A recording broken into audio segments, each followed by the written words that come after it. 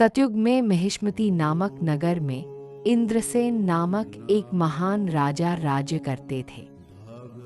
वे पराक्रमी, धन धान्य से संपन्न और धर्मनिष्ठ शासक थे।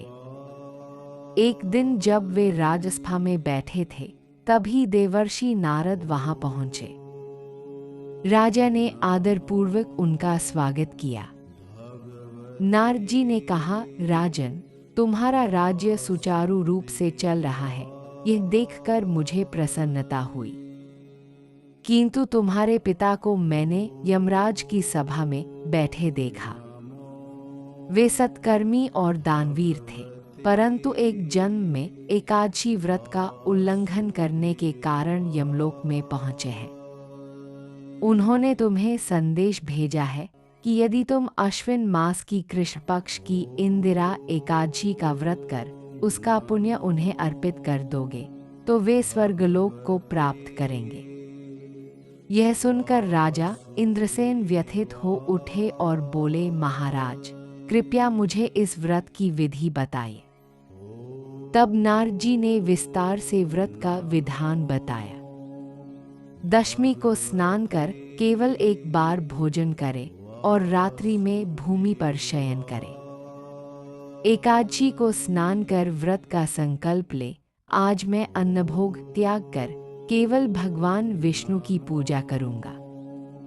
शालिग्राम की स्थापना करे, ब्राह्मण को भोजन व दक्षिणा दे, गौ के लिए अन्न रखे, भगवान विष्णु की पूजा करे और रात्रि जागरण करे।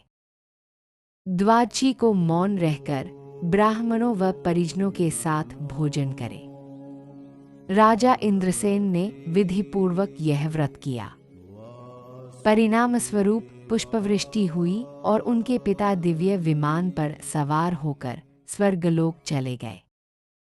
स्वयं राजा भी इस व्रत के प्रभाव से लोक परलोक में सुख प्राप्त कर अंततः स्वर्गलोक को प्राप्त हुए। भगवान श्री कृष्ण ने कहा, हे मित्र, इंदिरा एकादशी का व्रत करने से न केवल पितरों की मुक्ति होती है, बल्कि स्वयं व्रती भी समस्त पापों से मुक्त होकर स्वर्गलोक का अधिकारी बनता है। इस कथा को सुनने मात्र से ही पुण्य मिलता है। कथा सार: किसी भी व्रत या संकल्प को तन, मन और धन से पूर्ण श्रद्धा के साथ निभाना चाहिए।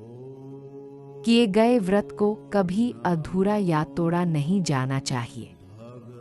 इंदिरा एकादशी व्रत से पितरों की मुक्ति और स्वयं के लिए स्वर्गलोक की प्राप्ति होती है।